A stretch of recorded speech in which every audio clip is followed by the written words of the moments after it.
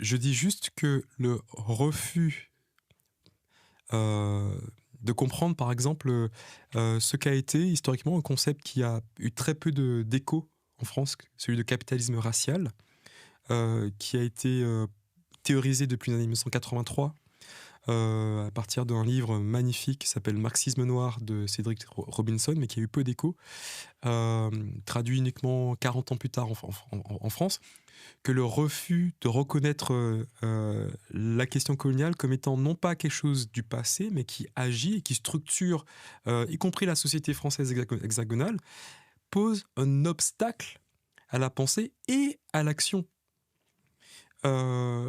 C'est comme ça qu'on est capable de reproduire des formes de discrimination, des formes de déshumanisation, y compris quand on veut lutter contre le capitalisme, y compris quand on veut lutter contre les destructions environnementales.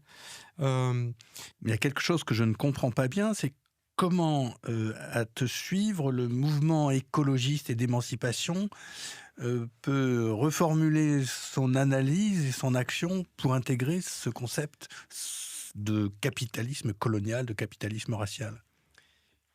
Le premier point, c'est comprendre que ce qui se joue dans, on va dire, les manquements, les points occultés par le mouvement écologiste ou les mouvements écologistes français, l'absence de pensée du capitalisme racial et capitalisme colonial au sein de la gauche française est le reflet d'un retard, d'un refus du pays tout entier à se confronter à son histoire coloniale esclavagiste.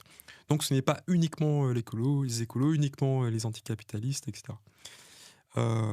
Et là, il y a quelques propositions aussi dans ce livre pour comment on pourrait aller de l'avant. Donc en gros, il serait naïf de se dire que la seule tâche à adopter, la seule action à adopter face à l'histoire coloniale ou face au racisme est de dire « je suis antiraciste ».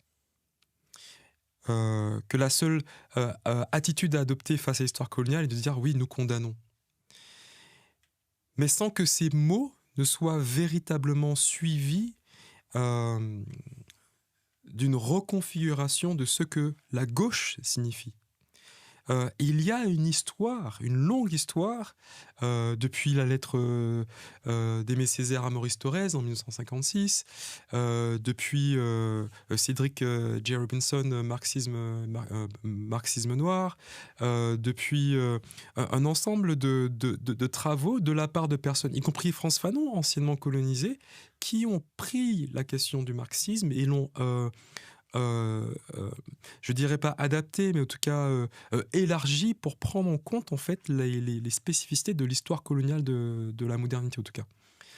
Et cela veut dire qu'on ne peut plus se revendiquer de la gauche et être là à critiquer les dits décoloniaux, je ne sais même pas ce que ça veut dire. On ne peut plus se dire qu'on est un représentant d'un parti dit de gauche, mais tout d'un coup ne pas reconnaître les violences policières. On ne peut plus être un journal dit de gauche et invité à sa fête annuelle Angela Davis sans pour autant intégrer pleinement finalement les questions socio-raciales, les questions décoloniales au sein de ces outils de pensée. Parce que sinon, on a une gauche qui reprend la même grammaire que l'extrême droite.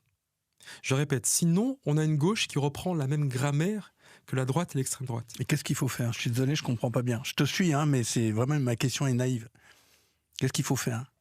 Refonder la gauche. Refonder la gauche. Refonder la gauche avec cette exigence à la fois anticoloniale, décoloniale et antiraciste qui soit structurante. La France est un pays qui aujourd'hui a été structuré par son empire colonial et son empire, son empire. La possibilité d'envoyer des fusées, la possibilité d'être une puissance nucléaire, c'est l'Algérie, c'est la Polynésie. La possibilité d'envoyer des fusées, c'est la Guyane. La possibilité de se revendiquer comme la deuxième puissance marine au monde, ce sont les 10 territoires d'outre-mer, dont 50% de cette aire marine, c'est la Polynésie, encore une fois. D'avoir des stations d'écoute à Mayotte, d'avoir des bananes. Tout ce pseudo-rayonnement ne peut pas être juste quelque chose dont on est fier sans nécessairement impliquer ou refonder la façon même de penser le monde. On a eu historiquement un mouvement d'écologie politique français qui n'a jamais pris en compte l'existence des territoires ultramarins, non pas en tant que territoire où je vais appliquer mes théories, mais en tant que autre lieu à partir desquels je vais penser la question écologique. C'est-à-dire que je vais penser le monde et je vais penser la Terre.